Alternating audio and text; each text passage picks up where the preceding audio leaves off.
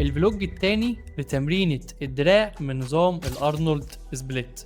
قبل ما نبدأ التمرين اهم حاجة عايزك تلحق اقوى عروض في السنة دلوقتي على دكتور فيت ستور. اول شكل معانا في التمرين هيبقى الباترفلاي رير دلتويد، فراشة الكتف الخلفي. طبعا ناس كتير ممكن تستغرب ان احنا بدأنا بالشكل ده، بس للأسف ناس كتير بيبقى عندها الكتف الخلفي ضعيف شوية، فمحتاجين نركز عليه اكتر ونبدأ التمرين بالشكل ده. وتاني شكل معانا هنلعب بايسبس مسطرة على الكابل. رجع كتفك ورا زي ما انت شايف كده. تبدأ التمرينة، خد مدى حركي كامل، اطلع وانزل على مهلك.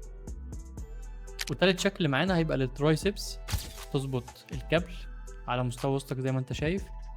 بعد كده تبدأ التمرين، حاول تنزل للآخر على قد ما تقدر وتعصر فوق، ما تخليش كوعك يفتح منك لبره قوي. ورابع شكل معانا للكتف وهو رفرفة جانبي على الكابلات، من أفضل الأشكال للكتف الجانبي. بعد كده هناخد خطوة لقدام عشان نركز على اللونج هيد، الراس الطويلة في عضلة البايسبس. وخلي كوعك وانت بتلعب ورا شوية وتطلع على مهلك وتنزل على مهلك. واخر شكل معانا هننهي بيه وهو الكيبل بوش داون للترايسبس. وما تنساش تعمل لايك وفولو عشان تشوف باقي الفيديوهات. مع السلامة.